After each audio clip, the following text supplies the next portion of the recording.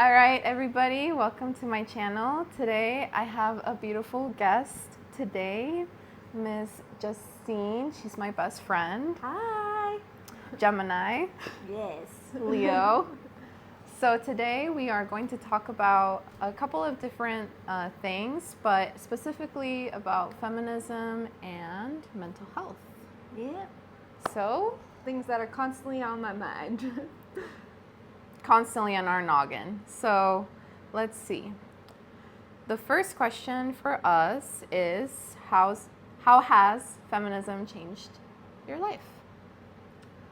I think for me, it gives me some kind of purpose in life.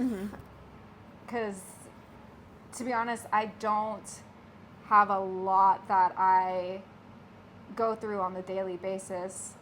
And something that I do like to work towards and feel, part of is the feminist community, I guess. And just even noticing like little day-to-day things that I can put into a feminist like perspective. I don't know, it gives me not only does it like give purpose to me, but it also gives me kind of like a thrill, like, oh, like this is something that needs to change, and I can look at it and potentially change it in my day-to-day process. I feel like that's, and I don't know if that even makes sense. I like that. No, I like it because you're basically saying like it gives you like motivation and purpose.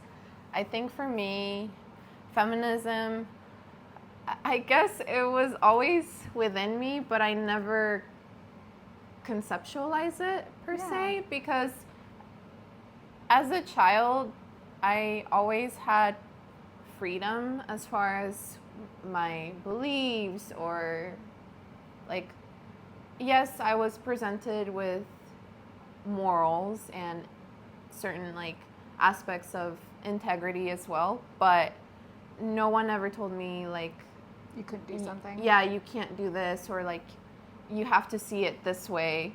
But it was always within me. Whenever I saw any type of unfairness, even as a child, like I was pretty vocal about it. I don't know, for me, I just never knew how not to keep quiet. I also want to note that both of us have a strong motherly figure, and that plays a huge aspect in how we view feminism. Absolutely. And I also have a very strong like feminine figure within my grandmother, and honestly in a lot of the female figures that I initially grew up with, but I never conceptualized it. And it was like normal to see a woman be strong and independent for us growing up, I feel like. That, and also having them do so many things for their families. Yes.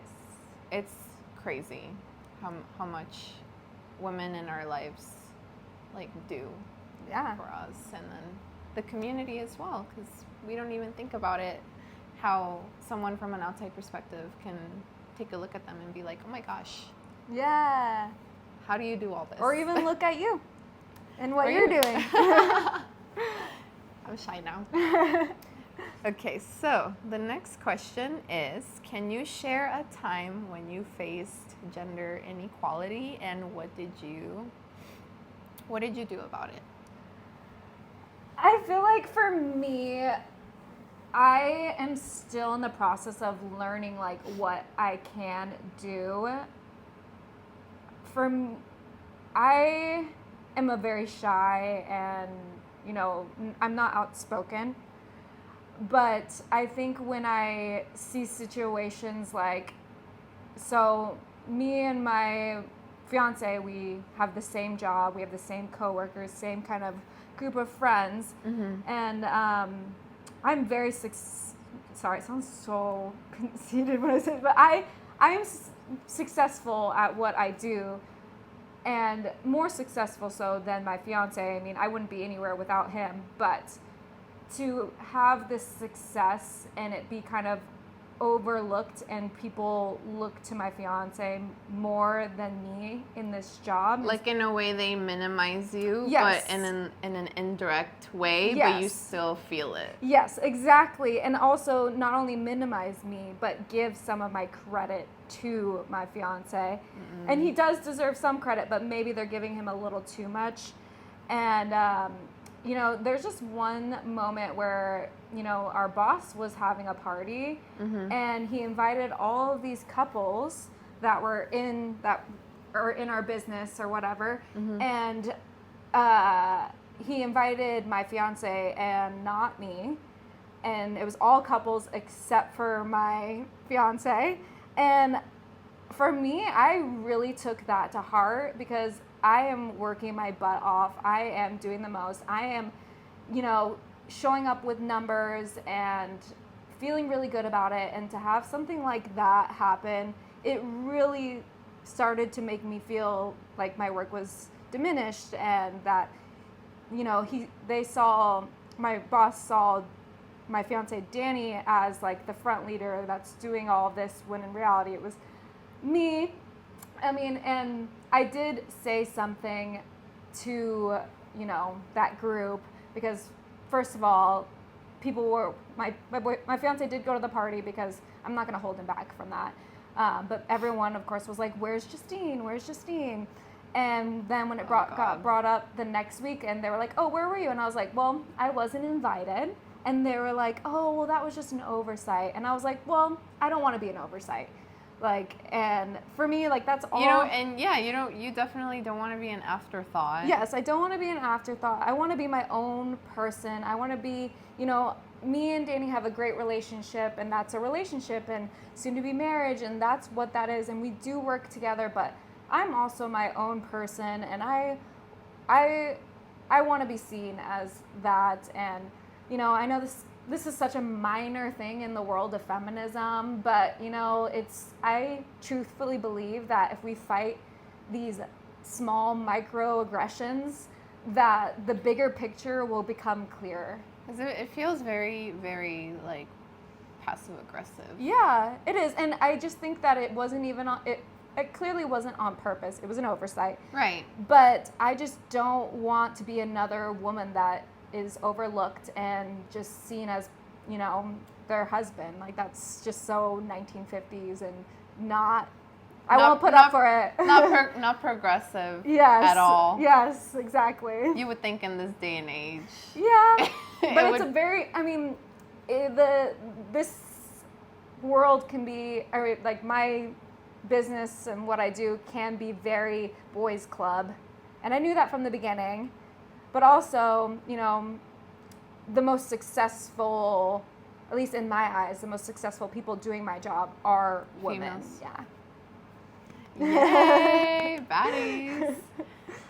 Oh gosh, I think for me, so I've worked in a lot of different customer service type jobs. I've done it all. I've worked in an office, I've worked in restaurants, and I've also worked in retail. And let me tell you, the amount of misogyny that still exists to this day just honestly shocks me sometimes. And I can be outspoken, but at times I feel when something so intense happens, I'm just kind of in shock, and at times I don't know in that immediate moment what to say, but I try to be quick. I'm like, hey, like, what was that about? Yeah. Sometimes you don't even realize it's happening. No, because I'm like, is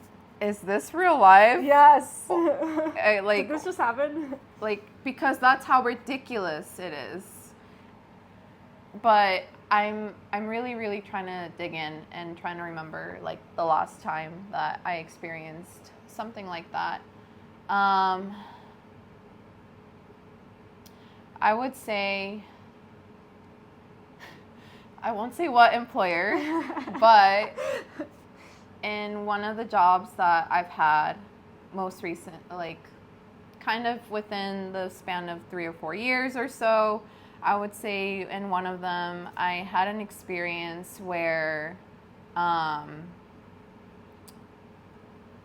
had a customer like talk to me, and then of course it was a difficult customer, but then when I tried to tell them like, hey, like we can't do this, or I don't know, there was just something we weren't able to do for that customer, and of course they love to be like, oh, where's the manager? And I'm like, okay, like, yeah, sure, I'll bring the manager. And then of course a male manager comes right up, tell them exactly word for word What you just what I said. said, and then they listen to him. And I can't tell you like how often that happens. Yeah. Like, I'm sure I'm not the only one, No. but it's pretty common, very, very common thing to happen. And it's not, unfortunately, it's not common for managers to be female, but I have noticed that in comparison to female managers that I've had and male managers, the likelihood of someone actually listening to a male manager is higher than my former female managers. And this that is I've even had. when women are complaining. They respect Absolutely. the man more. It's women, like men, older folks, like I don't know what it is, but all of a sudden a man in a suit is, all power. yeah, I don't know why. I'm just like, okay. But yeah, that's probably the most recent one I can think of. Yeah. I was thinking of another situation, but I was like, no, that would be giving too much away. Too much Too soon. Too much tea. Okay, so what is feminism? You kind of touched on this already, but what does feminism mean to you today? I think for me, well, obviously, the generic blanket fold is equality. I want the same respect as men. I want the same benefits as men. And yeah, and I want the world to see women how I saw my mother, growing up, just as a power horse, workforce, something that can't be stopped. Mm-hmm. And I just think that feminism has really driven my success because I want to be seen how my mom, how I viewed my mom. How you viewed your mom. Yeah, exactly. So I just really feel like day to day, I'm just trying to be that and do that. And that's feminism for me.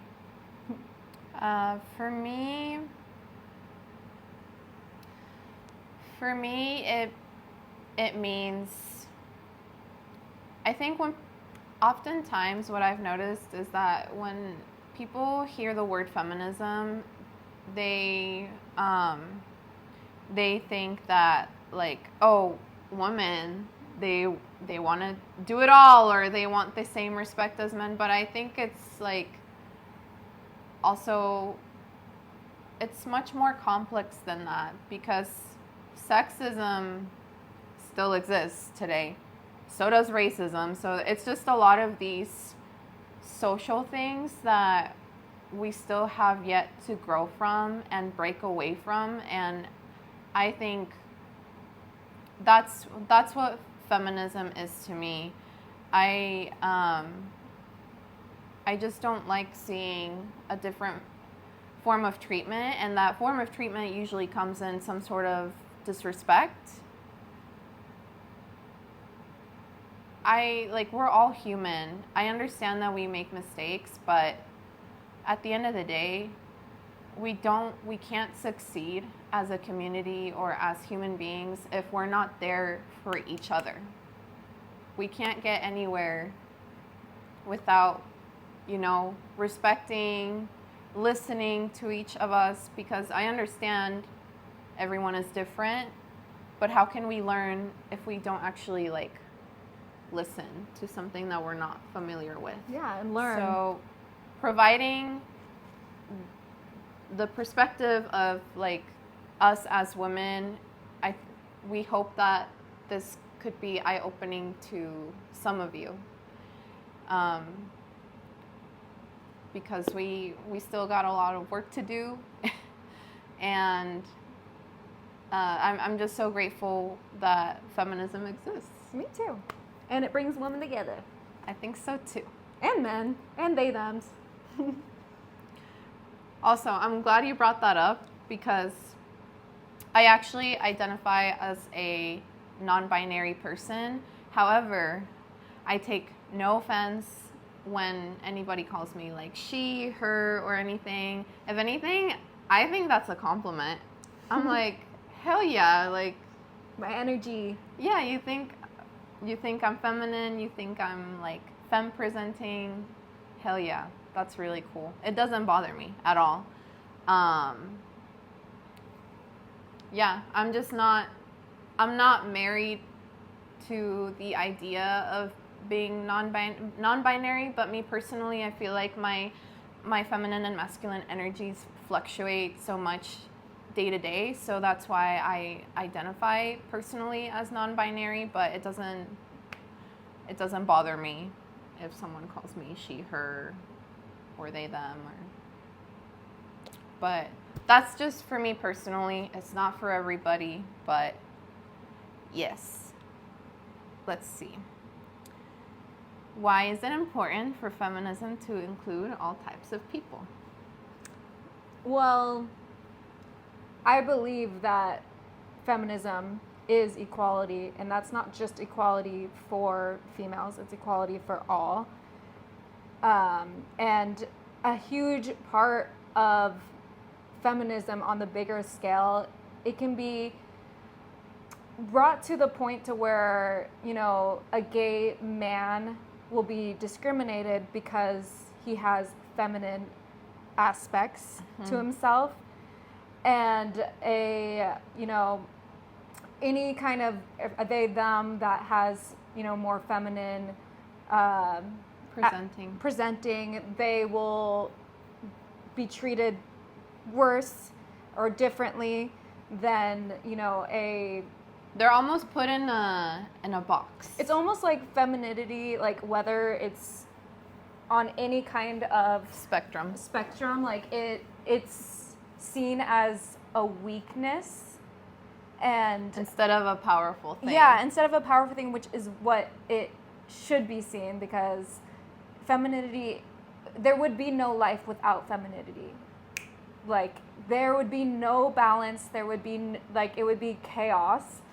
And I just think that to not include everyone in your femininity, I mean, even a cis man, we want equality for that cis man too. It's not just for me. I'm not trying to be a feminist for me to get the respect. It means nothing if I get the respect, but the rest of the world doesn't either. You know what I mean? That's not the point. It's so much bigger than that. It's about so many more people than that. And, I think that TikTok and, other social media, having that and being able to connect to all kinds of people and seeing us all fight the same fight in some shape or form has just made that so much more apparent in my life too.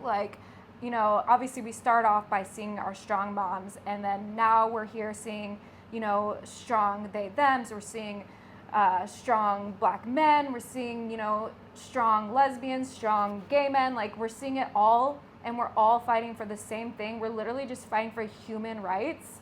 We want to be treated the same as everyone else, and that's feminism. So there is no feminism without, including everyone. Yes, without everyone. So I just feel like if you're not including everyone, then you're not a feminist. I totally agree.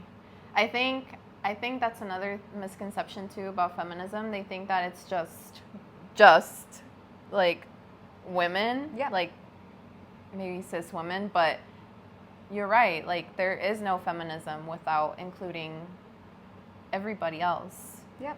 And I say for me, I'm trying to think. I have to look at the question again. Yeah. Sorry. I do want to point, like, when I say cis men, it can be as simple as, like, letting a man cry and show his emotions, because obviously that's something that It's important. cis men get, heat about, and I'm just like, that's a feminine attribute that they're showing, and it gets heat when in reality we should all be able to cry openly. So I just wanted to give that example just in case anyone wasn't sure about that. But that's a really great example, because some people have this old mindset that if a man shows any sort of emotion, such as crying, people see that as a weakness, and actually I think it's The opposite. the total opposite. Yeah. I love when a man cries. And I love it because not only does that show vulnerability, but it also shows how confident they are in themselves to be vulnerable with someone in that sense, and the emotional maturity as well. Yeah, definitely. Because if you hold it in, that's gonna usually develop into some form of disease way later in life. Trauma. Yeah. So, better to let it out. out. So yes, I think you answered that question very beautifully. Thank you. The one after that says, and I can answer it. How can feminism be more welcoming to everyone? Be an ally. And what does an ally look like? I try my best. For example, when I see any sort of mistreatment of a person to another, I'm not a bystander. I will try to step in or say something. And it doesn't matter if they're both women, both men. It doesn't matter what kind of person or gender they are. If I see any sort of injustice or unfairness, I will say something. And I'll try my best to do it in a way that doesn't feel like I'm attacking or making the situation much worse, but I want to be able to address it in a way that the other person can be like, oh my gosh, I'm sorry, yeah, I've made a mistake and now I accidentally involved someone else. But that is a form of allyship for me. Have conversations with people, even the ones that might come off that they don't want to listen. You'd actually be surprised at how much people are willing to listen. And I think the key factor here is all about how you deliver it. Because if you come at someone already attacking them or in a passive aggressive, neither party is going to get anywhere. But talk to people, but talk to them in a way that is humane, with as much love and kindness, because I know these sort of conversations are extremely difficult to have with someone that they don't understand it, but the other person is probably too shy or ashamed to ask questions, which is why people are judgmental. Yes.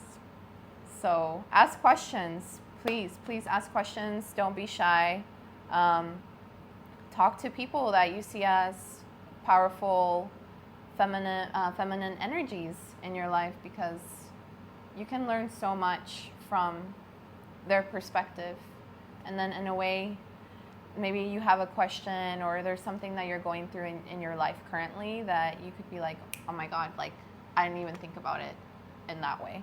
Yeah, you could change the way you view feminism yourself. You could wholeheartedly believe you're a full feminism and have a conversation with someone that's, extremely educated on the topic, and they could change, your whole perspective. Just being open, I think, which is there's two sides. There's giving and then there's receiving. So not only do you need to give all of the education you have and be willing to give it, but you also need to be willing to receive it and change how you view. And I think that that's just as important. Yeah. Like, not only do you need to speak out, but you need to listen. I think the one that actually listens and inquires questions, that to me is someone who is a very, very intelligent and self-aware person. And it takes a lot of maturity and like willpower to get to there, but it's not impossible. No. You can become a feminist at 80 years old. Better late than never. Yeah. And also,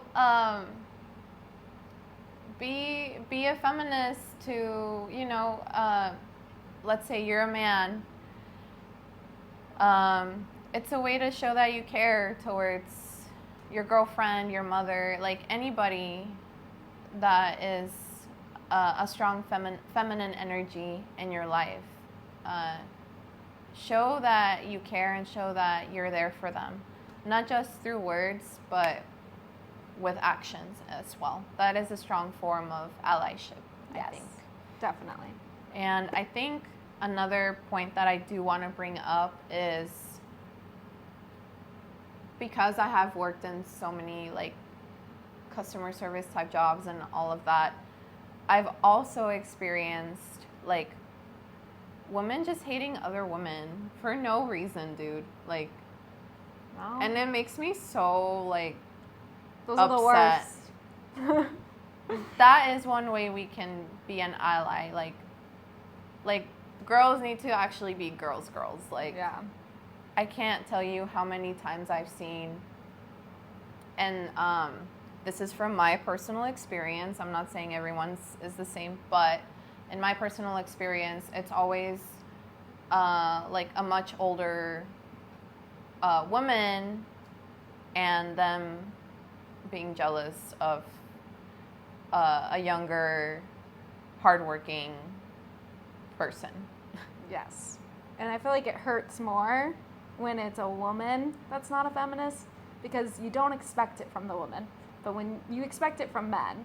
But when it's a woman that, like, it's even more disappointing. It's so disappointing and hurtful. And it does hurt. Yeah, it hurts so much because you would think, you know, someone who has been or has an idea of what it's like to be in your shoes, like for someone to do something like that is it just sucks.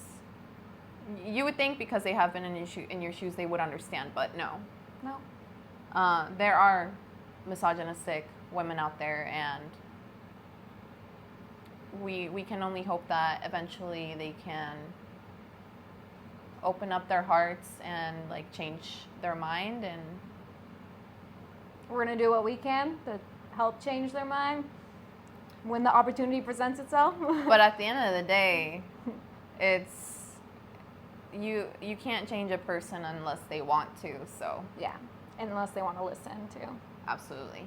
But yeah, that one really sucks because it's pretty common. Mm-hmm. So let's see. What are the biggest problems feminists face right now? I think the misconception of feminism, like kind of I what agree. we touched on, like people think that feminism is women hating men, and it's not. And it's not. We're including men. Feminism is equality for all. We love humans. And I just think that, you know, as great as social media has been for teaching me what feminism is, I think for some people it's done the opposite, because we love to joke.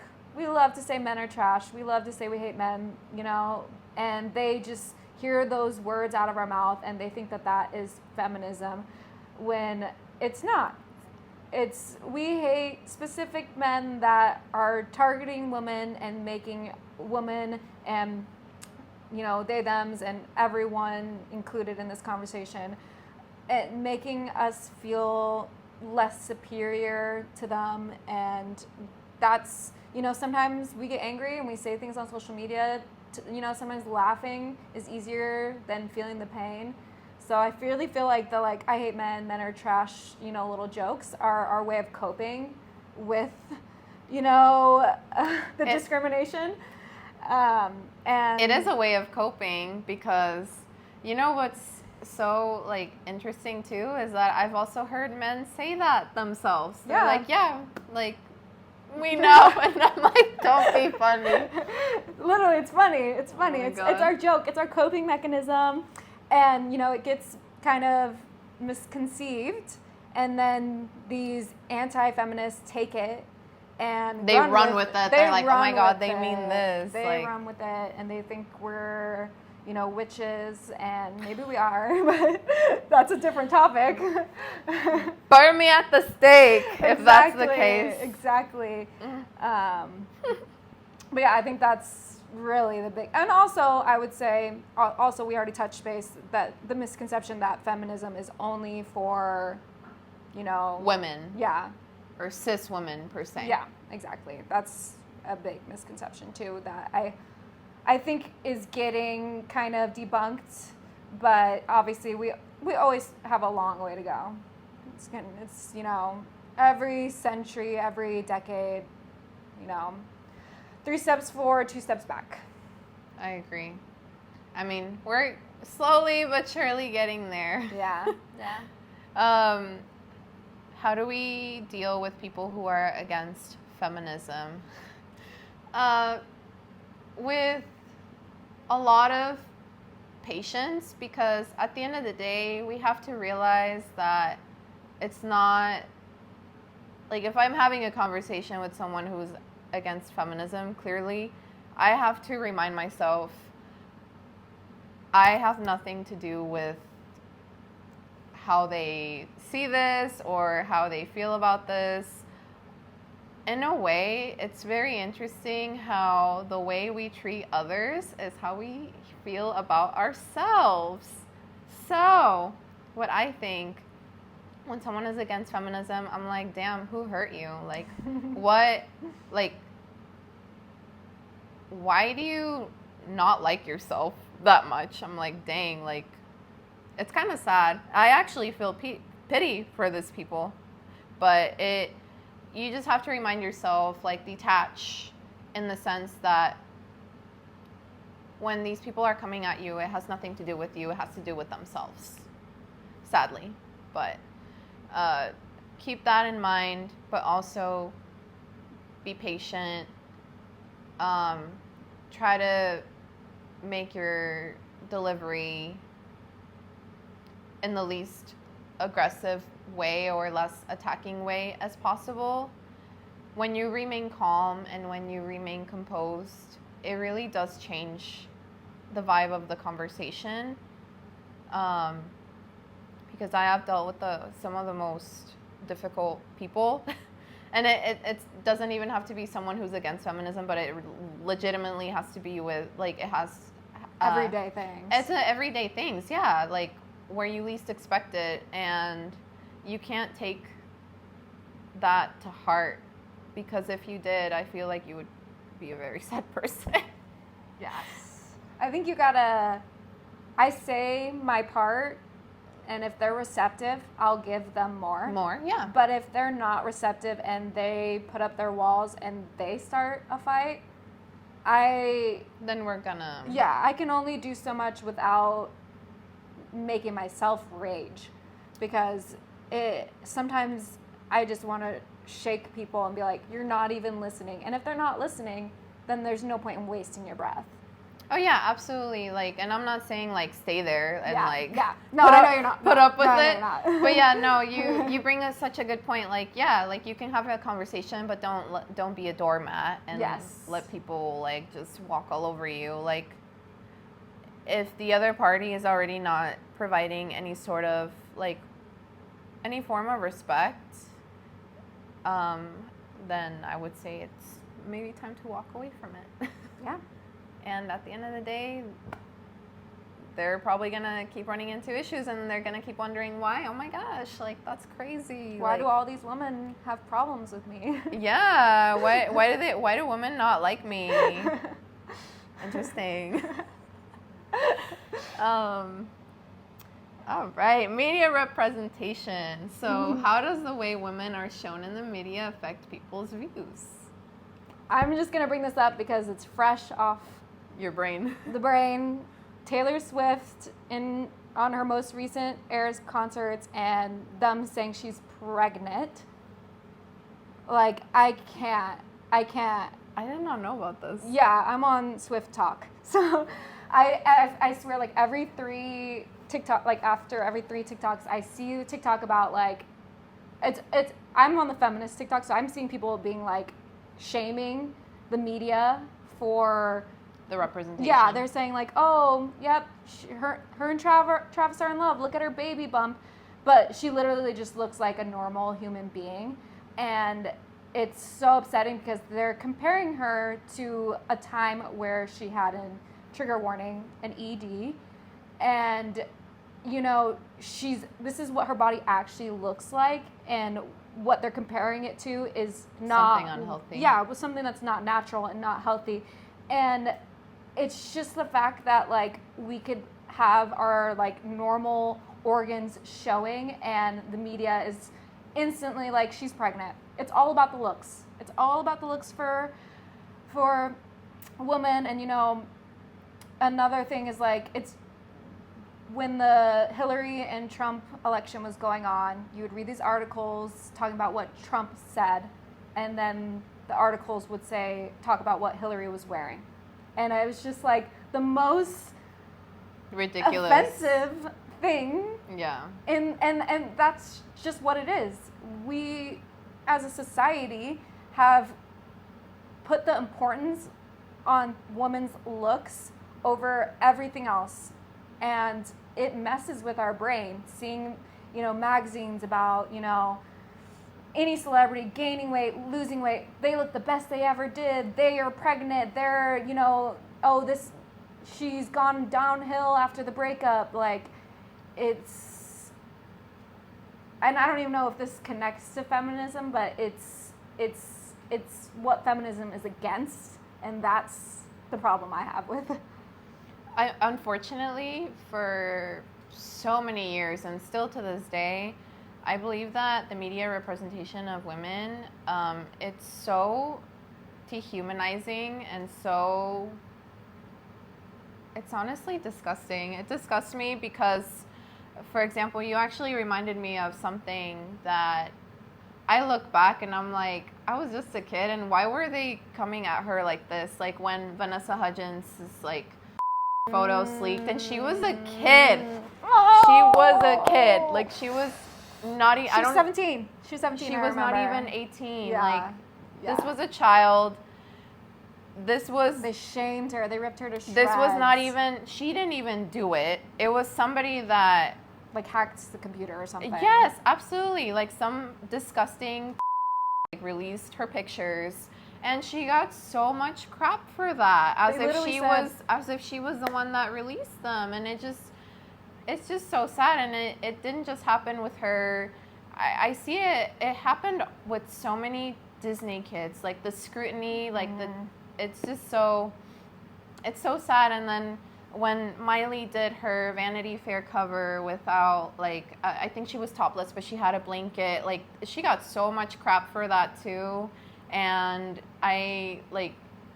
it's disgusting how much women are sexualized in the media. I think that's where it is, because if they're too sexy, it's wrong. But if they're not sexy enough, it's wrong. Oh my God, yeah. There's no middle ground. Like if the get leaked, your career's over. But you know, if it's just, if you're curvy like the Kardashians, like that's fine. Yeah. And I'm like, oh, okay. Also, another thing about feminism, I feel like if any celebrity shows some kind of act of feminism, or even some kind of act of, you know, sticking up for themselves, they're constantly thrown like daggers for what they say or what they're doing, because it's against men. It's not against men. It's not against men, but it's like, it feels like the men feel like it's a... Well, because now they're seen as like this angry woman. Yes, they're seen as a mad woman, which I have tattooed on me, because of feminism. But yes, they get drawn as these mad, angry women because they stick up for themselves. And I think that's like, besides actual like females portrayal in media, this is like how feminism is portrayed. It goes back to that misconception of like, oh, we stuck up for ourselves and now we're man haters, you know, even though it's not against men. It's, people portray it as being against men when it's really just for ourselves and sticking up for ourselves. Yeah, and I'm not saying like it's wrong to look a specific way. That's not what I meant at all earlier, but Yeah. as long as whoever it is, as long as they are fully comfortable in the skin, that they genuinely aren't doing it to seek out validation, especially the validation of the misogyny that we see in the media. Girl, do you. Yeah. Like, whatever makes you happy. But it just really sucks how much more hate women, femmes, just honestly, like anybody in the LGBTQ plus community get. It's just, in comparison to a straight cis man, like it really blows my mind, actually. And another thing too that I've noticed is I've gone to so many concerts, and I know so have you.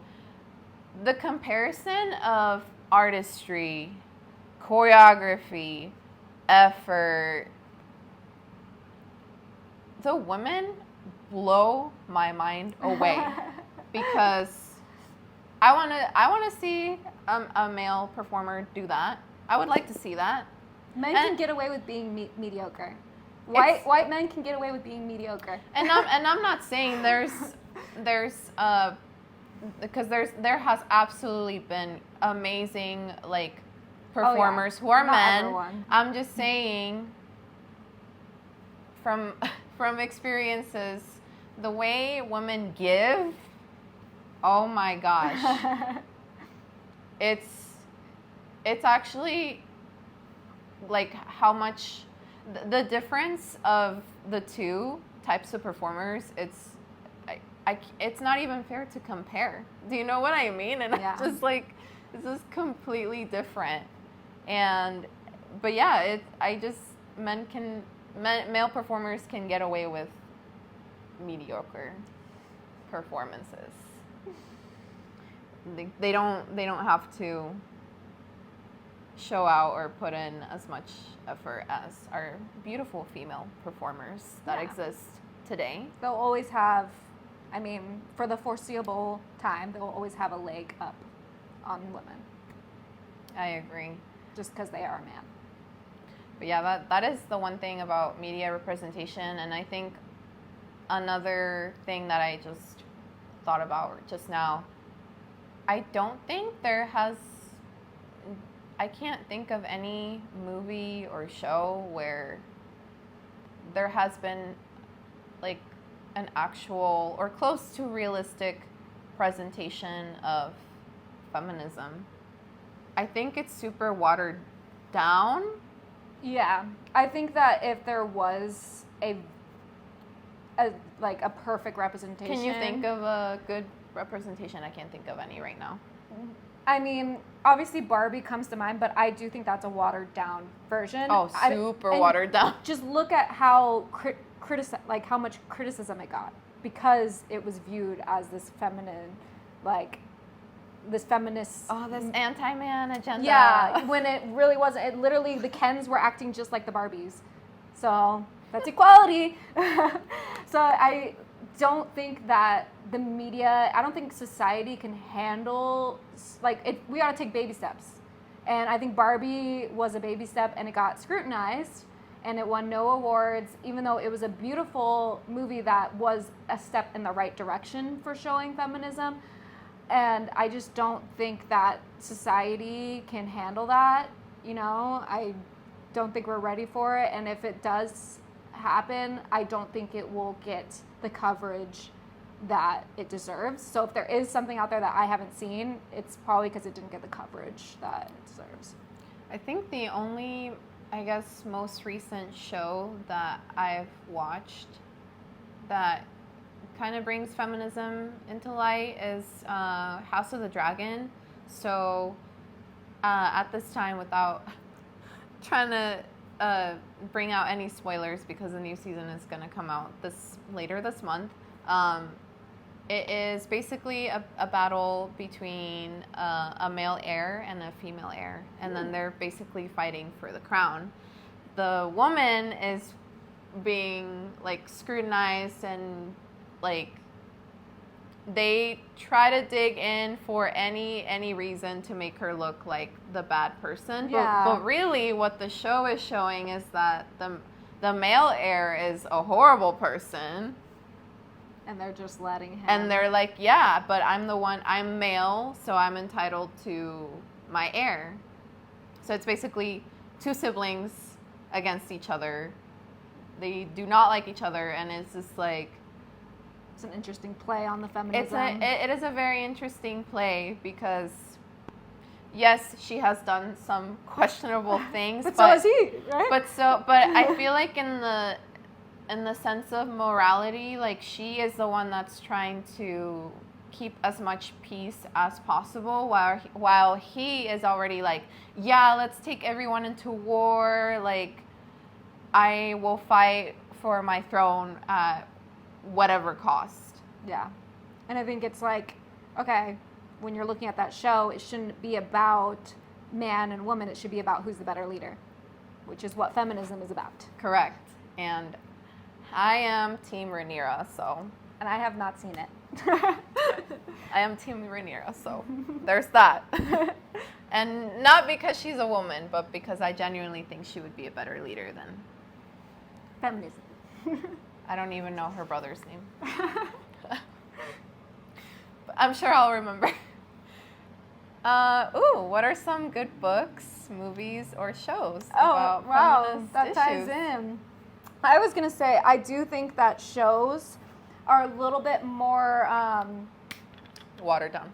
No, I was going to say the opposite, actually. Really? Because I think I'm trying to, like, of course, it's, when the time comes, you can't think of the specifics. Mm-hmm. But I think that there's so many shows out there. Okay, so Insecure, I don't know if you've seen it. It's on HBO. And it's a black woman produced show, written show, and the main character is a black woman.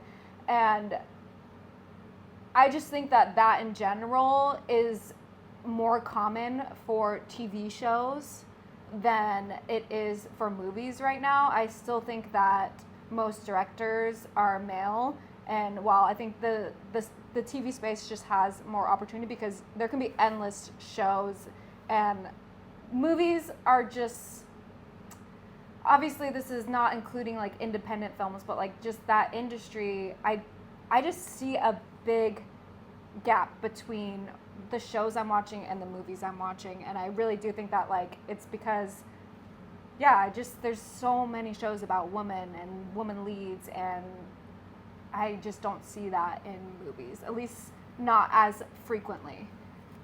Yeah, you're actually right. I feel, for me personally, and maybe you're making me realize right now that maybe this is why I love the horror film genre so much, is that there's always like a strong like feminine lead, or there's always like that female in the group.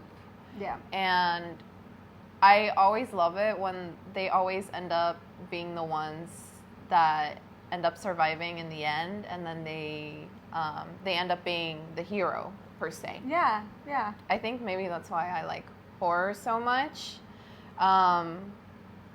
because not only does it explore different aspects of our human psyche, but I think it also it shows because like how strong women can be. Yeah, it shows a feminine figure that has power, that can take down the villain, et cetera, et cetera. It's not, she doesn't need a man to save her. Or the worst thing like happened to her in the movie, but at the end of the day, like she was able to somehow get herself in a place mentally to where it's like, okay, now I gotta find a solution. Like, how can I like get out of this? How can I like, or help anybody within the movie or anything like that? Maybe that's why I like the horror genre more. No, I think more that's than totally any other. fair.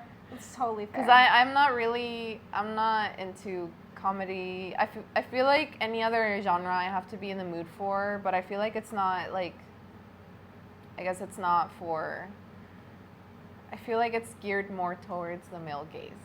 Yeah. I mean, everything and I don't find it interesting. Yeah.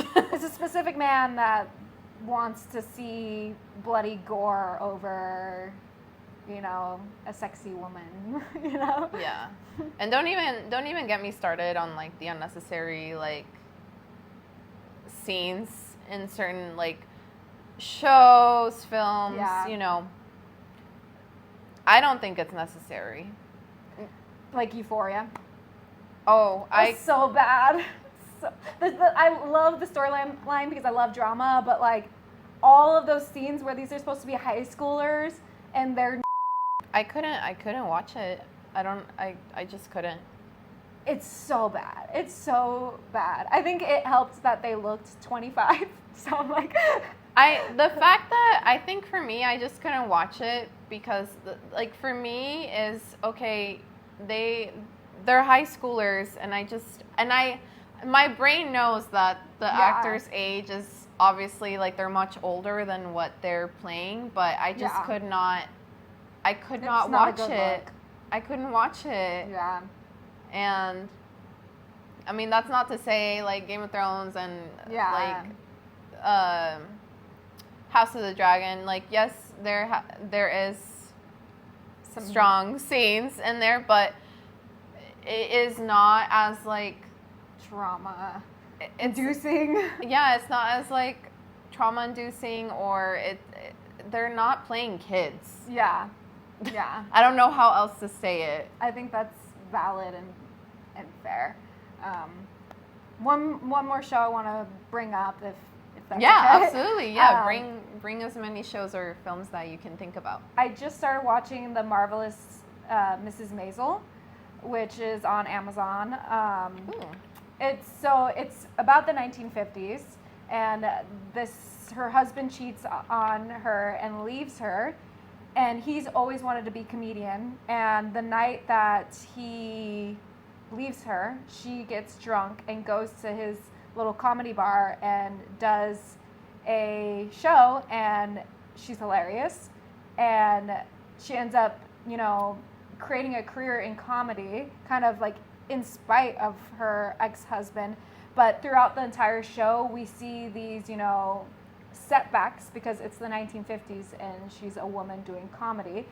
But I think it's interesting to watch that and be like, well, some of these issues are still here today. Like, you know, people booing her on stage saying women aren't funny. That still happens today. People still think that I'm sure women comedians are not funny. They still get, you know, they are graded on a harder curve, and that's just like the basis level of that show. But I do think it's written by a woman, and I think it's a great, you know, just kind of like a starting point for, you know, feminism TV shows. You know, if you do have, you know, a stronger male presence in your family and you kind of want to open up some feminist talk, maybe that's something that you guys can watch together because it's funny. And they do have like the husband, the ex-husband has a great character arch too that is, you know, encouraging to the men, because we gotta, you know, have some kind of that for it to be a little bit more easier for society to swallow. But yeah, I think that's The Marvelous Mrs. Maisel. It's funny, it's engaging, and a great feminist show, you know, a starter feminist show, because it is the 1950s, so it's, you know. I'm gonna have to like watch it. Yeah, you'll like This it. is the first time I've heard about it. Yeah, it's really fun. Danny likes it too, so it's a good one. I'm trying to think. Oh my gosh. God, one of the movies that always comes to mind for me, and I love this movie. I've lost count as to how many times I've watched this movie, but it's called Pan's Labyrinth. Ooh. And it is by a Mexican film director, Guillermo del Toro. He actually, I don't know how he came up with this beautiful story, but it's basically about a little girl, and she's this powerhouse. Like she's curious, she's vulnerable, like she has a terrible stepfather. And her mom is sick and pregnant, and it, in my interpretation of the story, is basically this reincarnation of a princess who is now a human in this civil war, like it's based in like an early, like way like earlier time. I want to say like 18 or 1900s. I'm not entirely sure, but seeing a perspective from like a male child, from like a female child into how she's very caring and like nurturing and tries to whatever she can to be able to be with her mom. I can't remember if she is trying to be back into like the spirit realm, I want to call it. Ooh. To where the king and the queen, which are her parents, are, but she loves her human mom so much. Like she loves her human mom, and like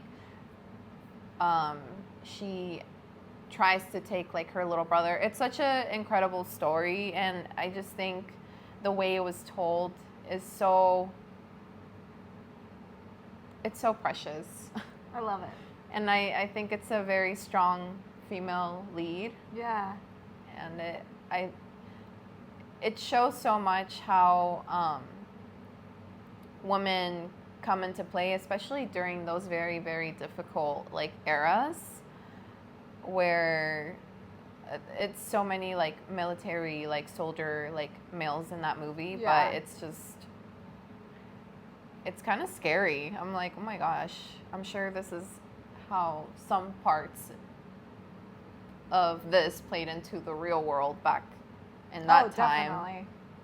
It's so sad because, yeah, the girl's stepfather was just horrible. I mean, that's to the girl, and like the mom, like just, he was like, yeah, because he was like a captain or something, and he was like, yeah, I have a wife. It gives me like a good title or makes me look good or whatever. But yeah, I love that movie. And another movie that I really love that is actually by a female director is Diablo Cody's Jennifer's Body. Oh yeah. And I think that plays such a, it's a very like close to home, like almost like realistic, like the closest realistic depiction to femininity and like feminism. And it talks about like, you know, like difficult topics such as like friendships, because I feel like they're not often like portrayed or like talked about as often, or like the nuances or like the difficulties. If female friendships are portrayed, they're usually portrayed like Legally Blonde, where everything is happy and they have no issues, you know, which Legally Blonde is great, but it's not an accurate representation of friendship in the sense of what Jennifer's the complexity. Body. Yeah, the complexity. Oh my God.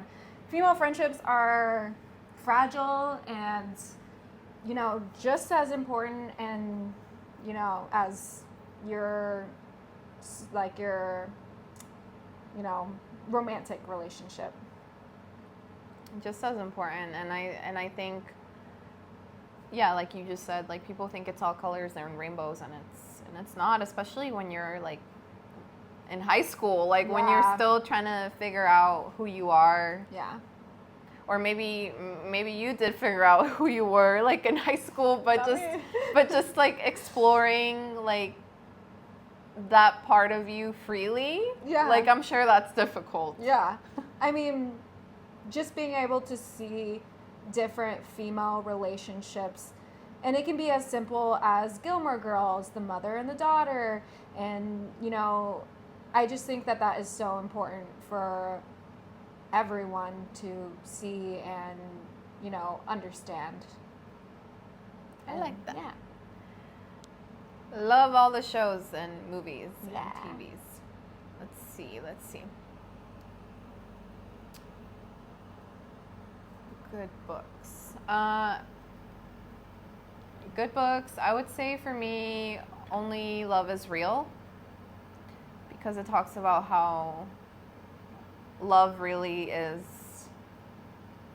the answer for our humanity, and it is a spiritual take on life, human relationships. It does talk about reincarnation, so I'm not trying to get everybody to be on that's the same page as that, but if you are open to hearing or listening to a more spiritual perspective, I feel like I really, really resonated with that. And it is true. I've noticed that people who end up lonely, or they don't experience love in any sort of way, because love can be experienced in many different ways, but when like we're humans, we're meant to be relational people. We're not meant to do this alone. But I've noticed that when someone is angry, when someone is depressed or like sad, it does put things in. That book really does break down, like it really all ends up as it being deprived of any sort of love. I like that. I like how easy it is for, I think everyone can understand the term love is the answer. And I think that that's beautiful, and that's a good way to view life. And I love that book. I was recommended by it by one of my sisters, and I absolutely love that book, and I highly recommend it. It changed my life. It brought up different perspectives, but it also validated me on a lot of things that I kind of already experienced, or I feel like I already knew within me. But it was just like nice to see it written on paper, and just feeling validated, like, oh, like I was already on the right track. Like, that's cool. So yeah, that's a good book. Can you think of? I don't read a lot. It's okay. I don't read a lot either, but that's a great example. That's a good book. If you're gonna read that book. Only Love is Real by Dr. Brian Weiss. He's a psychiatrist, and he also does like past life regression meditations to his clients, and he has one on YouTube as well. If you want to give it a try. Life-changing. It also helps with trauma or anything that you might have gone through. I'm not saying it's going to heal it immediately. I'm just saying if you constantly work on it, you can get to a better healing place. I feel like that's a great point to transition to our... Yes, mental health. So now we're going to move on to mental health, which is something that Justine and I also love talking about, even when we're off camera. So, what has your mental health journey been like, Justine? I think, like a lot of people, it has been up and down, not consistent. It doesn't look like anyone else's. It's completely personal to myself. I have struggled with anxiety and depression since I was 14. You look at your life and you think there's certain moments that may have put you in those depression and anxiety ridden state. But I think it really can come down to genetics. And it can even come down to some trauma that you've blocked out of your life that you can't even remember. But I've always been very self-aware of my mental health issues. When I first started feeling, and we're just gonna put trigger warning on this too, because I do think that suicide is a common thought with depression, and I did get some of those thoughts when I was 14, and I was in a place where I told my mom I wanted to see a therapist, and that's extremely rare being 14, and like I said, young. So self-aware. I was like, I want a therapist, so I did get a therapist.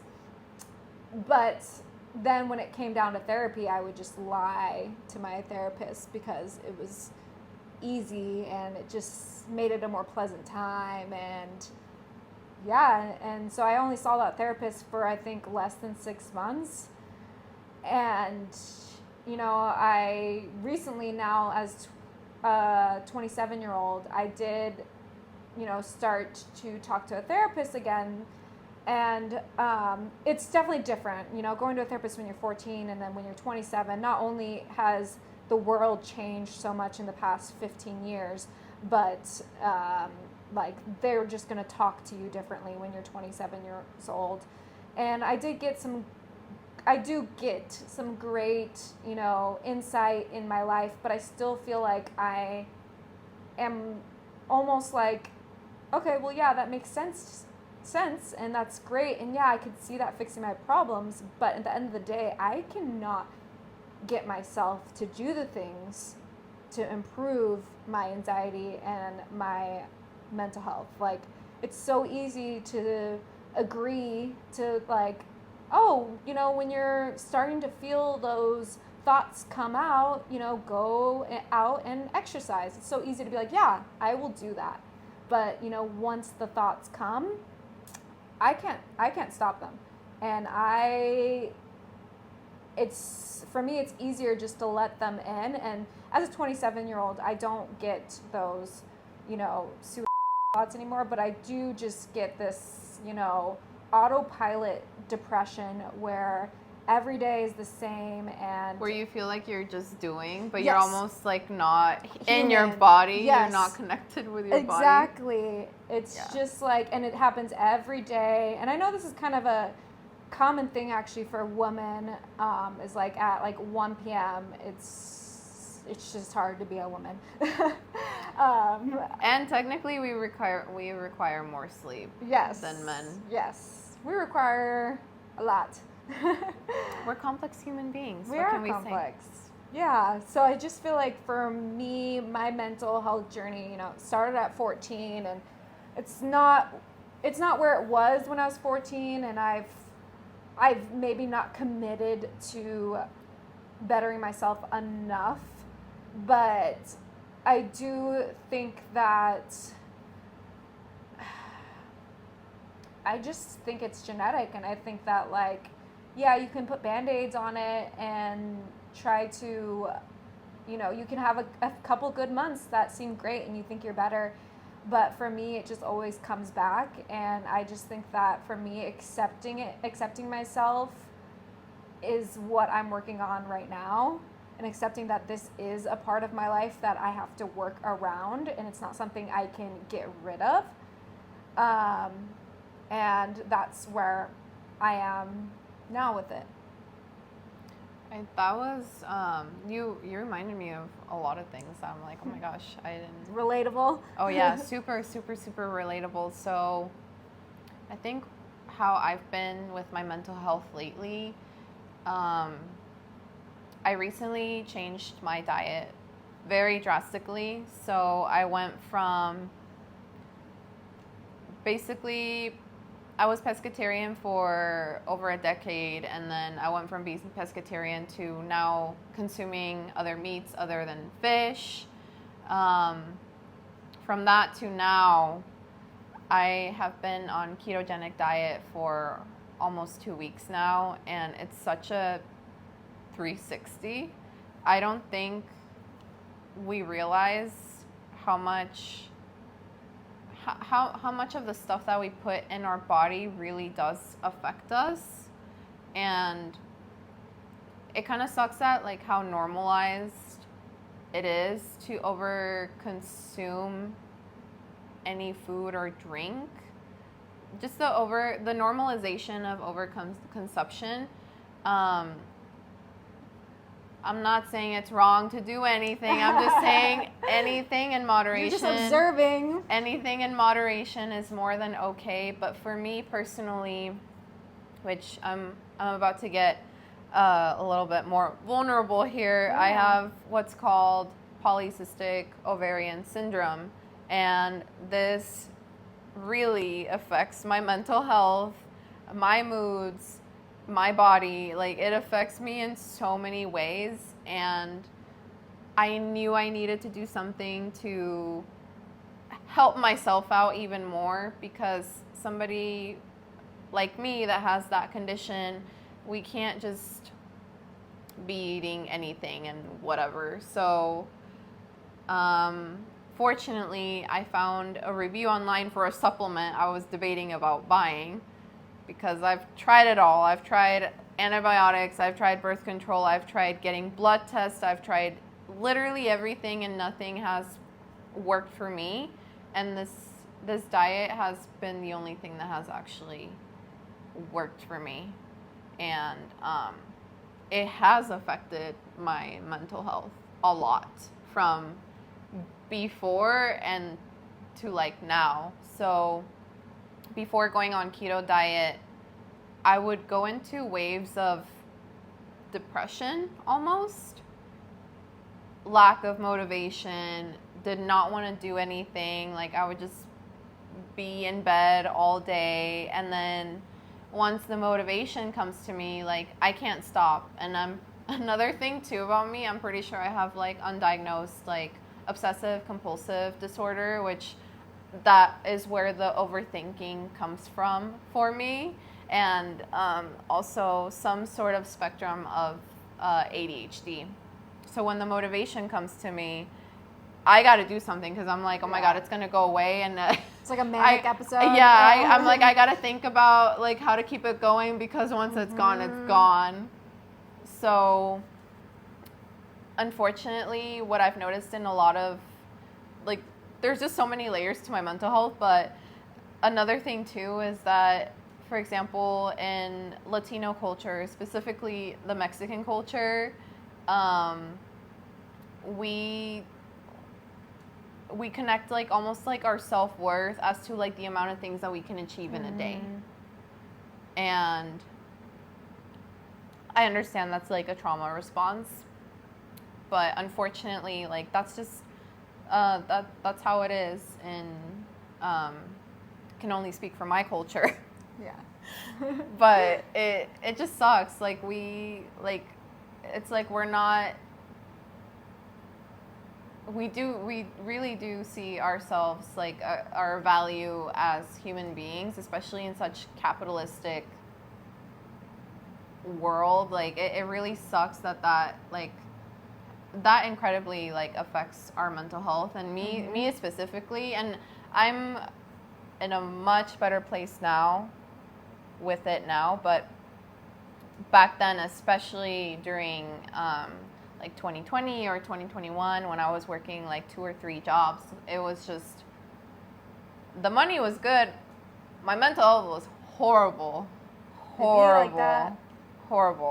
So I'm just like, well, this is clearly not working. Overworking myself and thinking that I like, it was not a thought that was conscious, but rather subconscious on a level that it was definitely in the back of my mind, like, oh my gosh, like I gotta do all this, make this amount of money, and like do this, and like to be in a good place with my self-worth. And like, no, that's not, that was, I'm too self-aware now that when I catch myself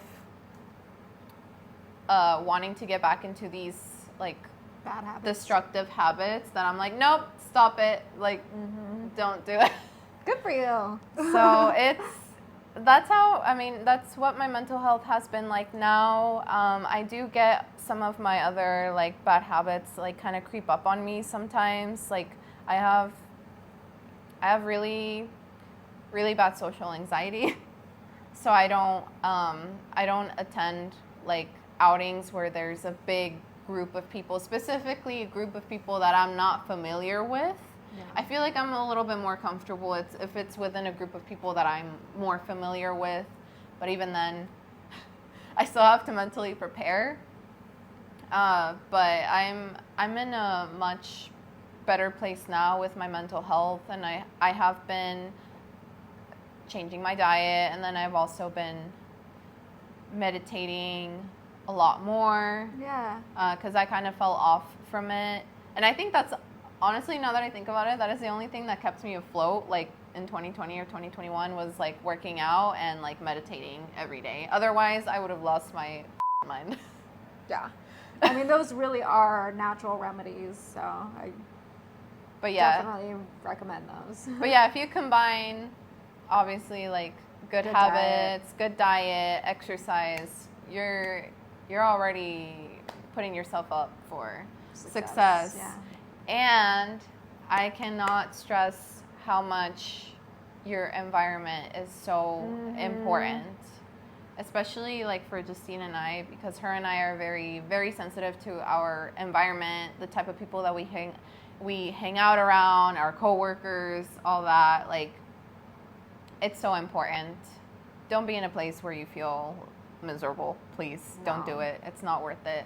It can be as simple as clearing your nightstand before you go to bed. Like, that's very important to me, because that represents my mental health. If my nightstand has water bottles, takeout, tissues, whatever on there, I'm not stable.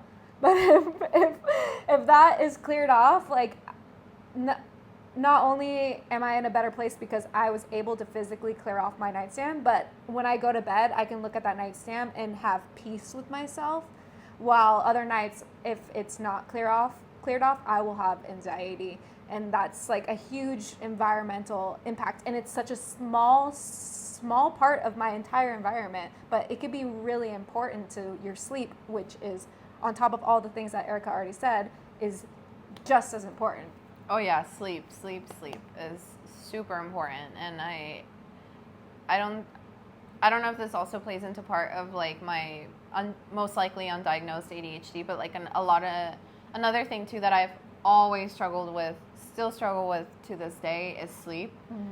No matter how early I wake up, I cannot go to sleep. Same. Like, no matter what, like I will go to bed at probably like 1 or 2, 3, maybe 4 in the morning sometimes, and it's a horrible habit that I've had since I was a child. Like, no matter what, no matter the amount of physicality I did during the day, no matter the amount of mental work that I would do for the day, like, I don't know why I've always struggled with sleep. That is the one thing I cannot figure out. I understand that. I feel it. And I also drink a lot of coffee, so. I drink coffee, but coffee does not affect me in a way that I feel like it affects, for example, you. I can drink coffee and I can just go take a nap. Yeah. Immediately. I think that's like literally a sign of anxiety. Like, I've heard that like people that are anxious, they process caffeine differently. Probably. So it has like the opposite effect. It gives you a calming like effect instead of like a energy. Yeah, it helps me calm down and it helps me focus. It's so weird, but I love coffee. I love coffee and caffeine. I'll never give up caffeine. I can't live without it. No, me either. I would rather give up alcohol Than, and like, carbs coffee. and sweets than coffee, yeah. How do you, so besides the nightstand, like, how else do you take care of your mental health? So I do work out, and I work out with a trainer. I am not the most consistent with my workouts. I have good weeks and bad weeks, as most people do. But I work out at a gym with a trainer, so working out, and then I also do yoga. So I don't meditate on my own, but I find it super helpful to go to yoga and getting that forced, meditation. Like, I paid for this. Like the breathing exercises. Yeah, the breathing and stuff. and like the last like 5 minutes where you're just laying there. It is meditating. Yeah. So I really find, like, if I could not go to the gym and just do yoga and be happy with how I look and how I am as a being, I would totally do that. But I'm not in that state right now.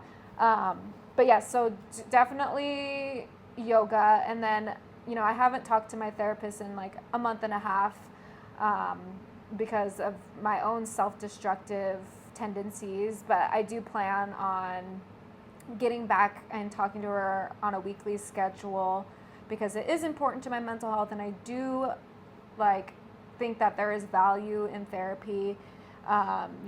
Even though sometimes I can be blind to that value, I really have, I'll have a good week where I work out every day and I eat like all the good foods and I don't drink, but my brain cannot have that good week without following it with a self-destructive week where I drink every other day, I cancel on the gym, I cancel my therapist, and I eat really badly.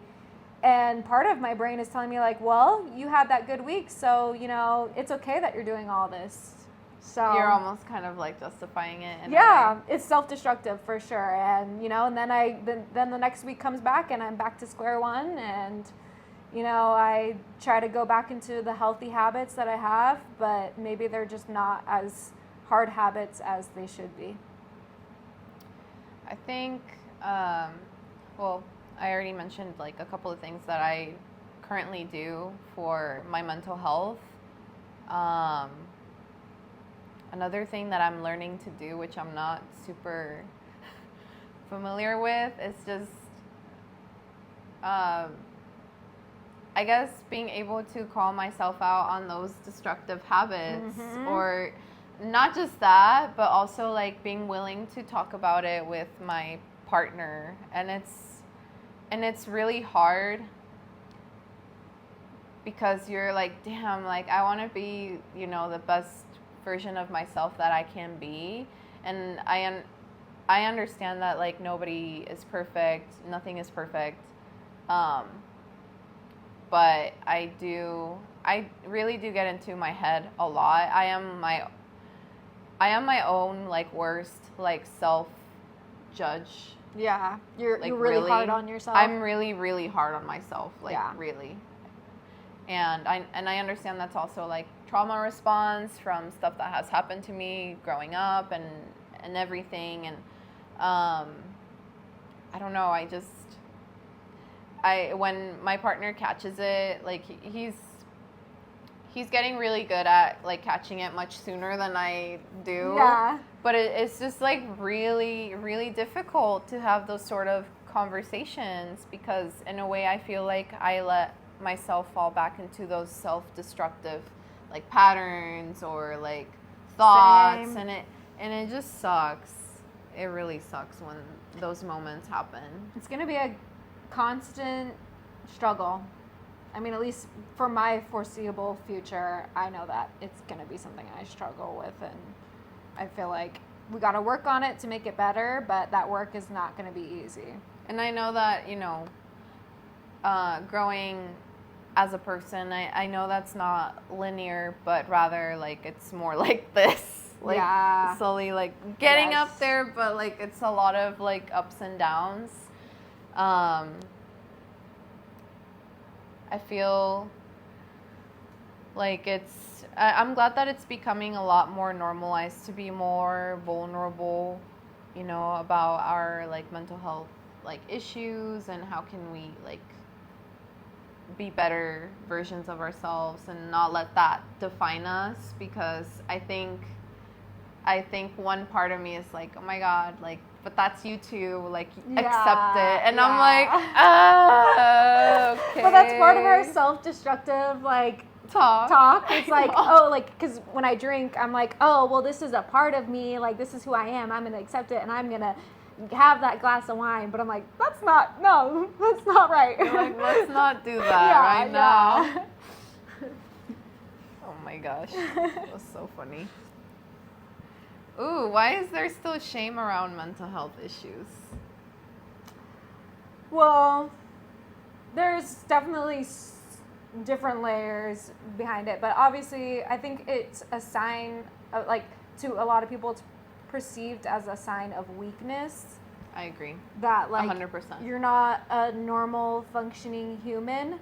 But I almost feel like I am so, like, empathetic to everything that's around me, and I'm so I mean, not to say this again, but I'm like so self-aware of like who I am that it's like that's why I'm feeling so depressed. I mean, just look at the world, like look at America. Like this is it's hard to be happy with whatever with everything that is happening. Yeah, right with now. everything that's happening right now. So I think it's the opposite of a weakness. I think it's a strength that we allow ourselves to feel so much, and we're so, empathetic to humans that I mean, for me, it gets to the point where it consumes me. But I do think that, like, it goes back to, like, the femininity is like, oh, crying is a weakness, and showing any emotion is a weakness. I think that still lingers really heavily in society. I think with shame, I think because we are so used to people putting up a front, Mm-hmm. I think any sort of like sign that shows the opposite of that is scary to people. I think people are scared to be their authentic selves. Oh yeah, I like that. Like so many, I think that's what I'm realizing with this conversation. I think people are just scared because they think they're going to be judged. They think they're not going to be understood, or like there are so many like layers, how you were saying, to why people might feel shame about mental health issues. And I think that's what it is. It's just like such a weird societal, like unspoken rule thing. I do think it's gotten better, like way. Oh, definitely. And it's like, it's almost like, oh, if you have a therapist, you're kind of viewed as like, oh, like good for you. Like people say, like good for you. Oh, like that's so great. It's almost to the point where, like, when I thought about getting a therapist, I was all like, well, in society, this is viewed as a good thing, going to a therapist.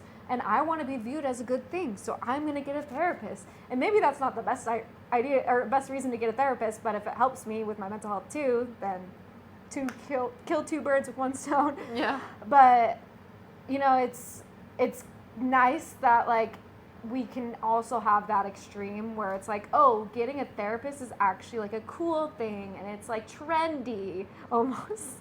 Especially with millennials, I feel like it's like trendy to have a therapist and like take care of your mental health, which I don't think, the older generations can.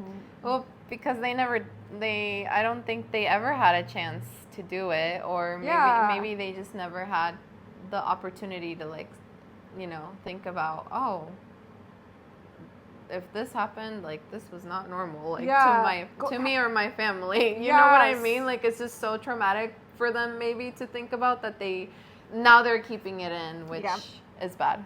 And I think that, like, even mostly in movies, because that's like the only perspective I really have on this, but like it used to be like, oh, if you had a therapist, you were crazy. you know? Like, Yeah. back then it was like, oh, like, what's wrong with you? Why do you have a therapist? While nowadays it's definitely not like normal. that. Yeah, it's like, oh, you're taking care of yourself. No, yeah, I think it's definitely becoming a little bit more like more of a safe space per Yeah. se. I'm glad that the stigma is kind of slowly falling off, but yeah, I do believe there's still like a lot of shame, and I think maybe part of it might be the type of like the diagnosis that people get, or they're probably scared to get, or the memories that will bring up Yeah. with the step of getting help. Like, I think people are also scared of that. Uncovering what the sadness and the issues come from, like, that's All scary. the layers. Yeah, no, and I'm sure that's scary, and it's definitely not an easy thing to do. Mhm. But I feel like that's where the shame comes from. Yeah. From all of those things. Definitely. But I'm glad that it's becoming a more normalized thing, especially within the millennials and Gen Zs. Yeah. Because we're over it. We're trying to make change. Good change. Yeah. Okay. How can we make people more comfortable talking about mental health? I think we're doing it right now. I think we're doing it. Yeah. Yeah, I think openly talking about, our personal struggles, because, I mean, that's all we can really relate to is, like, ourselves, and just being like, hey, we're putting this out on the internet. Yes, we struggle. These are our struggles. This is common. This is normal. This is... It's not like, whoa, that's crazy kind of thing. Yeah. Like, I have a therapist, and I'm not crazy. I love that. Let's see. What makes it hard for people to get mental help?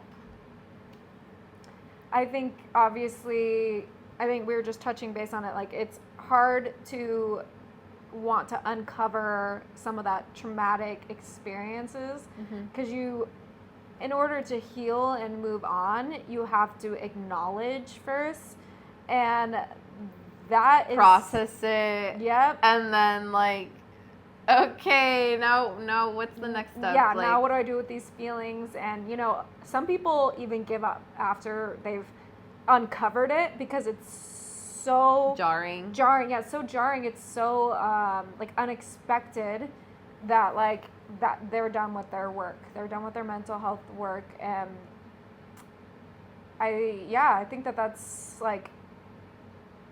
It's just hard. And it's hard to, like...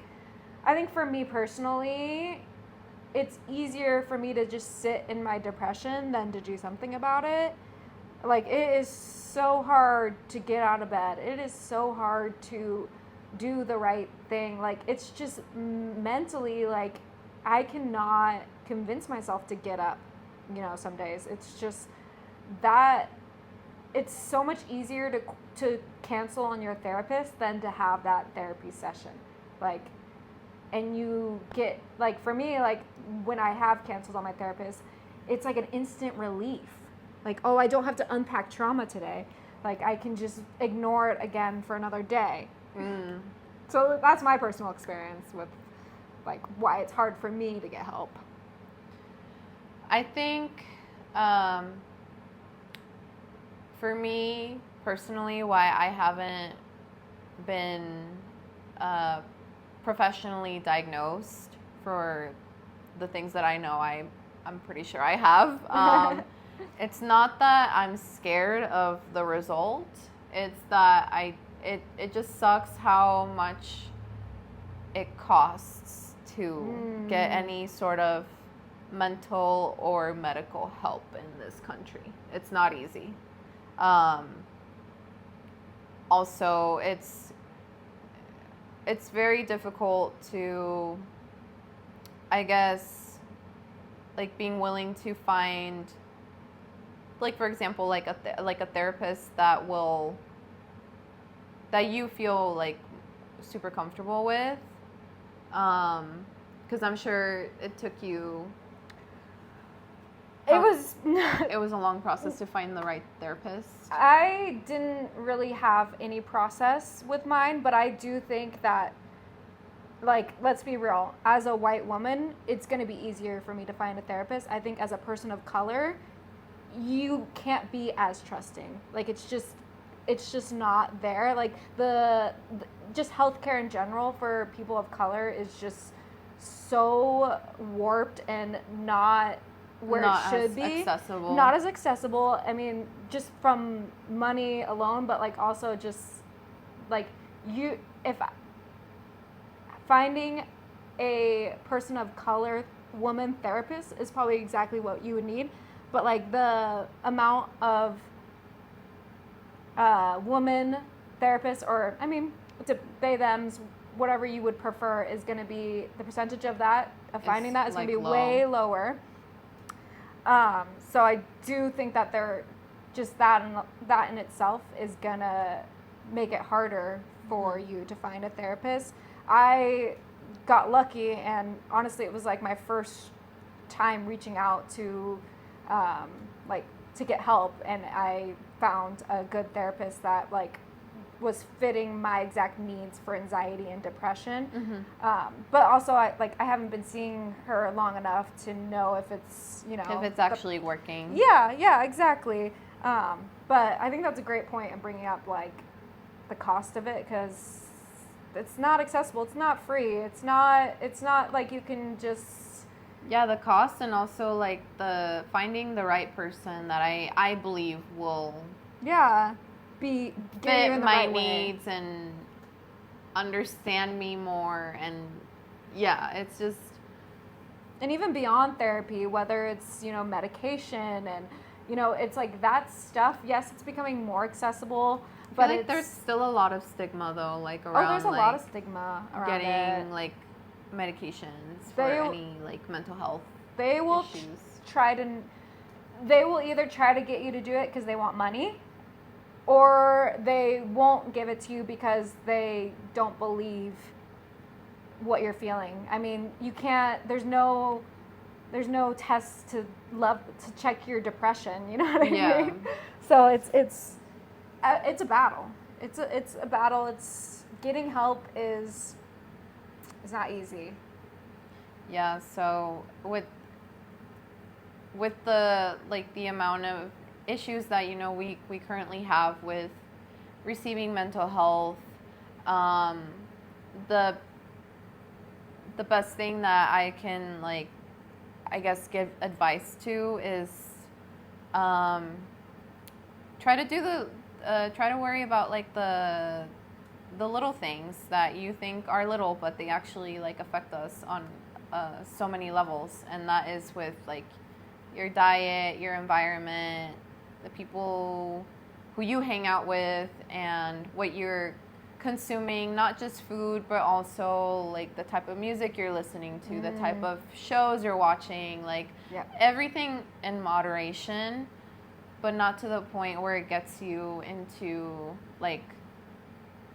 a state of depression or anxiety. Do what makes you happy.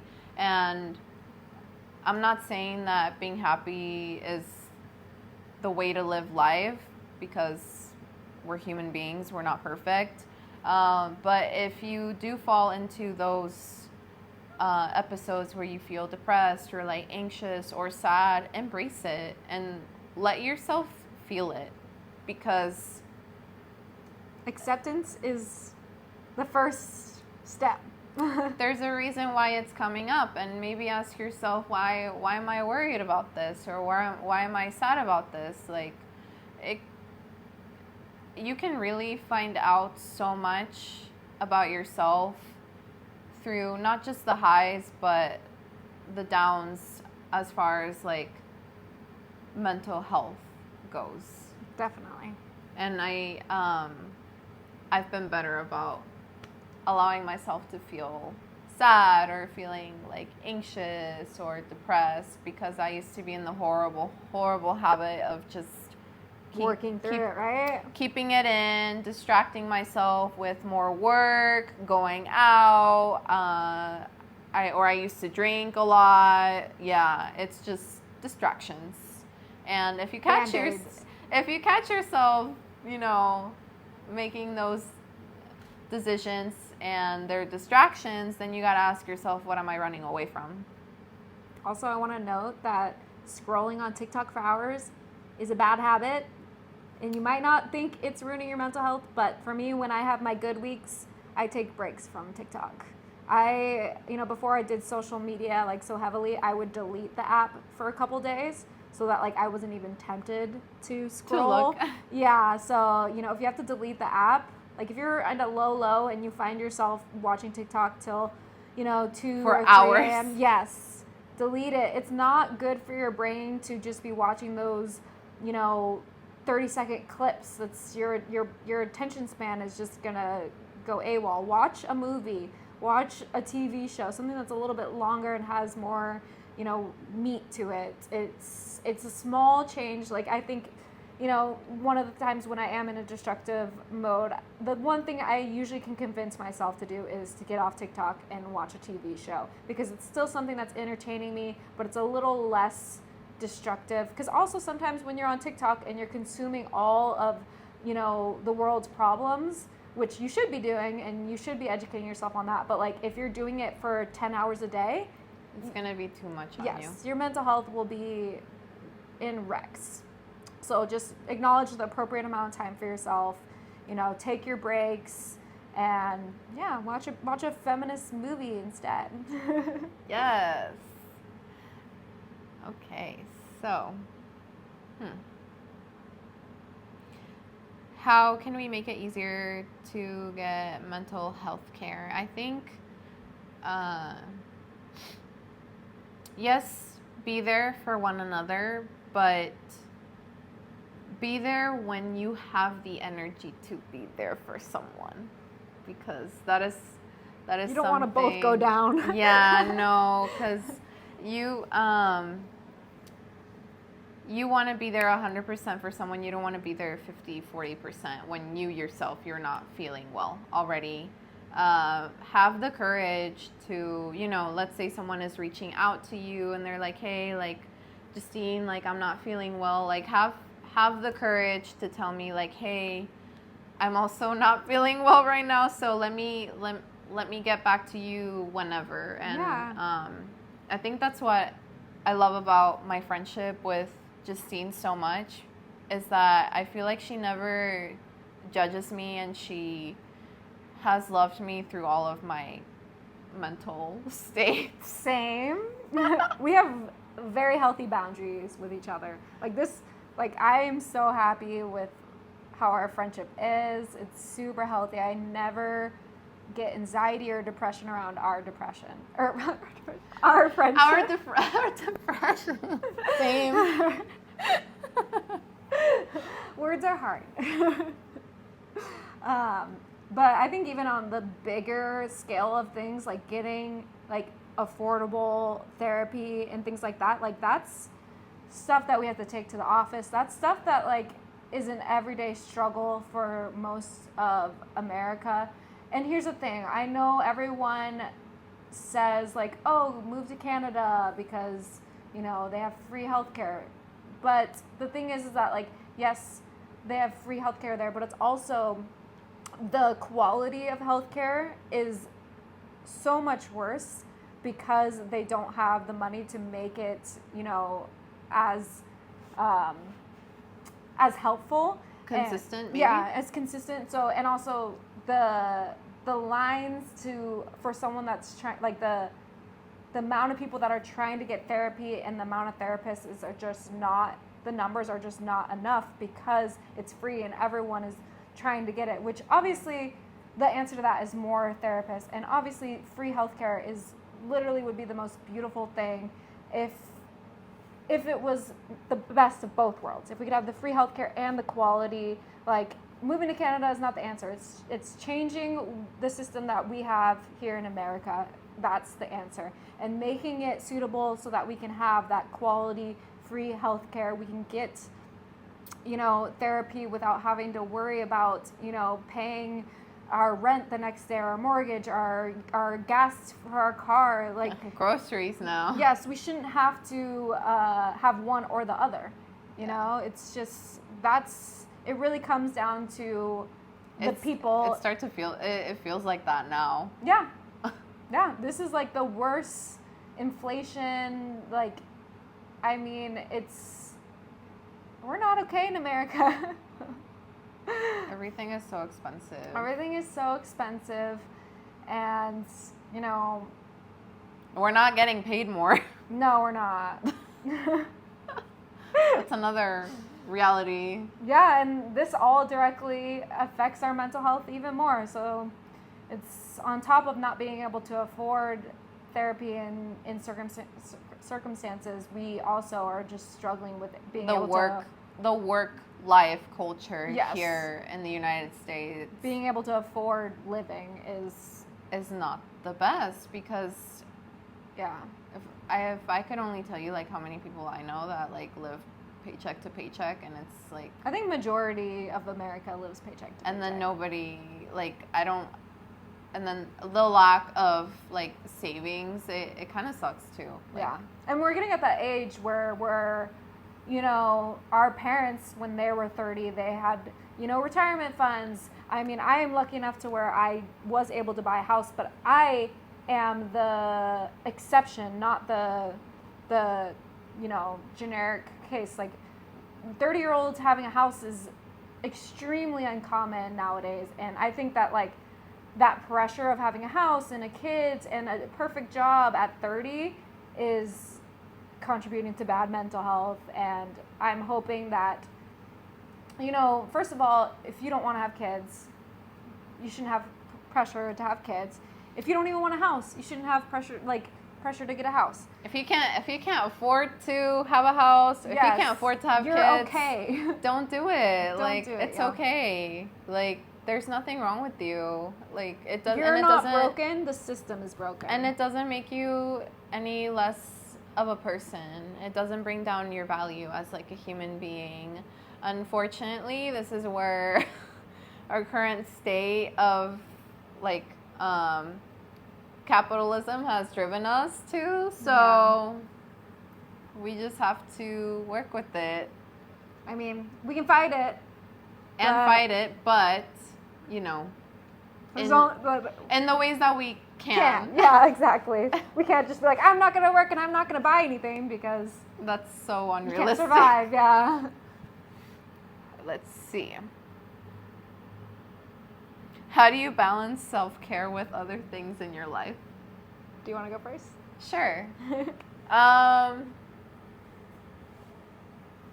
So with my undiagnosed ADHD, I'm not a routine person, but my partner is. So because I don't have a routine, it's really hard to plan like self-care per se. With the way I go about my day, like, yes, I might have like one really big, very big important thing scheduled out, like this beautiful video with my best friend today, but I don't wake up already having like a schedule like figured out for me. I just kind of, I know this sounds horrible, but I just kind of wing it. And if I feel like it's a self-care day, it's a self-care day later on, like this evening maybe, who knows. I just don't, I try to, if I catch myself starting to feel tired or anything of that sort, I try not to push myself to the limit. I used to have the horrible habit of just pushing it to my absolute limit, and I just can't. That is not a healthy way to live life. Don't do it. So you found some balance, right? Yeah, so I found some balance. I guess the things that I do currently to take care of myself are I like to watch currently I like to watch RuPaul's Drag Race, or even the recaps on on YouTube. I've also spent, because I did change my diet, I have been catching myself spending more time in the kitchen. So for me, if I have the dishes for the day done, like I'm done, and I don't have to do any other house chore. As long as I have that done, like I'm happy. That's like my version of your nightstand. Yeah, yes. And yes, I can tell myself like deteriorating if like there's a pile of dishes. Yep. Well, that's a hard one too. Yeah. And I don't have a dishwasher, so I have to wash everything by hand. But luckily I have gloves, so I can take care of my hands. The hands yes. Not wrinkly. Oh, yes. Or dry. Yeah. Because one of my OCD habits is that I overwash my hands. So. I do too. Sani. Yeah. Sanitizer. Sorry, I forget that people don't say Sani like normal humans. I say Sani. I know you know what you meant, but people have made fun of me when I've said Sani before. I like it. It's like our version of like hella. Yes. It's the pandemic version. Pandemic version. Oh my god. What else? I like to play video games. So currently I've been playing on my Switch. I finished Zelda Breath of the Wild, and then currently I'm playing Tears of the Kingdom. I like those kind of games because I have it helps me keep my attention span going, and I like that it makes my brain work because there's like a lot of like different types of puzzles or like different types of enemies that require different types of like weapons, or there's like little scavenger hunts. It's just like so many side quests or main quests that you can do that make your brain work. Analytical thinking. Yeah, so I think that's how I take care of myself. Like that's a self-care thing. Definitely. I've tried journaling, but every time that I do it, I kind of find myself falling back off of it. Same. So my type of journaling or letting an emotion out is I like to sing, so I'll catch myself like singing in the car, or I'll go to the rehearsal studio that I'm currently renting, or I'll just like work on music here at my house, and I'll be on my keyboard and just play around. Let myself play. I'm not judging myself. Like, oh my God, how is this going to turn out? Yeah.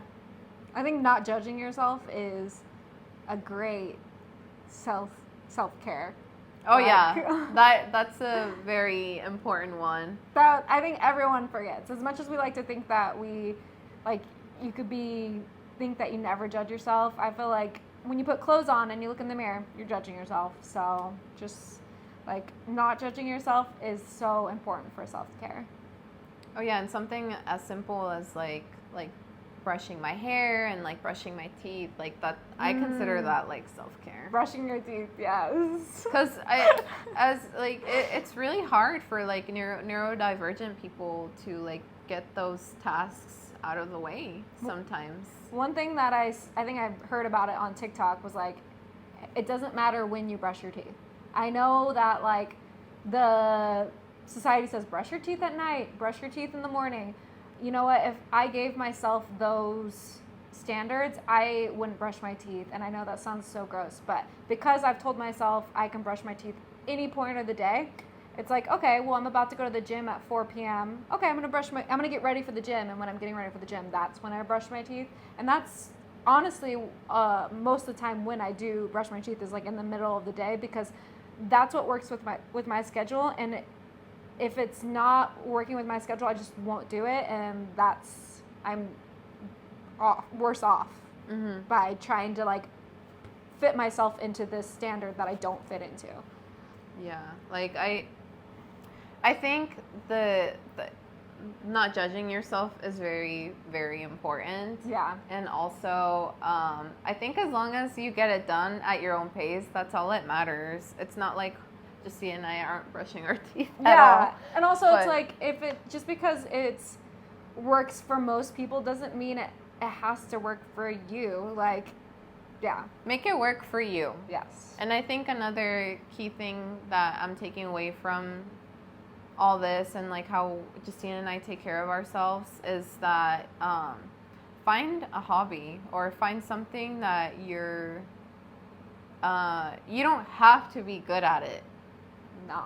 You really don't. Like, you can make music, you can like paint, you can make a podcast, you can do whatever, and just don't come from it in like from a judging perspective. Yeah. Like, just do it. Like, if it makes you happy, do it. Don't judge yourself for it. And another thing that I like to do besides music, I also like to paint or like draw. And I'm not judging myself for it. Like, I'm just like, this is fun. This is like my form of meditation too. Yeah, it's totally meditative. Just find a hobby or anything that you find fun, that keeps you calm, helps you breathe. Right now, I'm not working out, but I do want to get back into working out. Just at the moment right now, I'm not able to fit it within like my schedule, but yeah. Like I said, everyone is going to look different.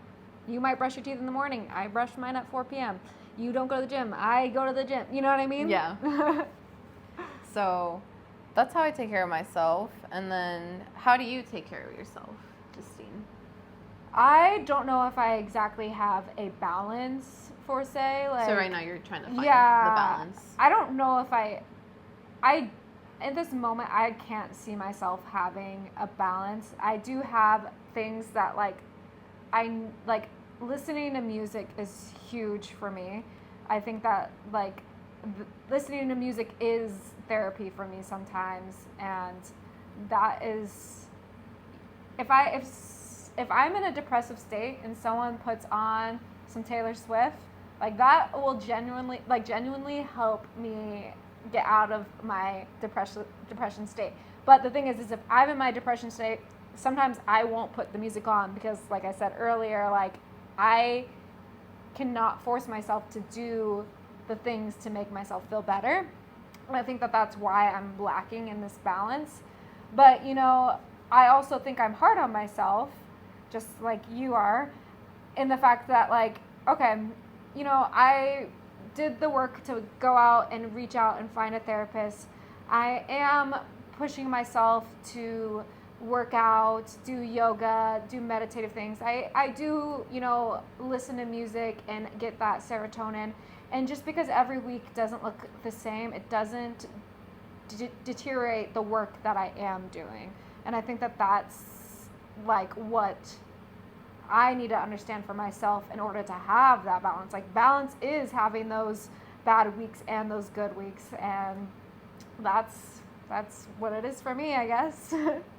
Yeah, I think it's with currently it's just really hard to find the balance.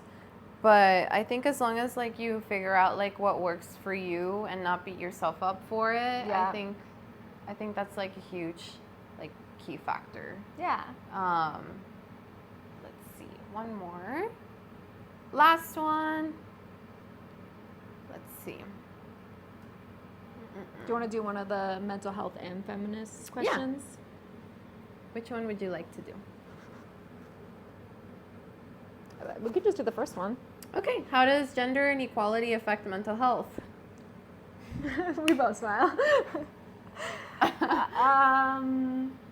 I mean, there's always going to be two sides of it, obviously, but I just think the daily life can affect your mental health when you feel like you're not getting the same respect as a man. Because me and my fiance have the same job and work for the same people and we're around the same people, I am constantly seeing a difference in treatment. Mm-hmm. And sometimes, it's more into my favor. But, those little microaggressions that ding towards me, like, they make me feel really bad about myself. And I, just like many girls, I have some daddy issues. So, of course, I'm going to have this like unhealthy attachment to my boss because he's a male figure, older male figure in my life that I look up to and, get help from. So I look for reassurance from him constantly.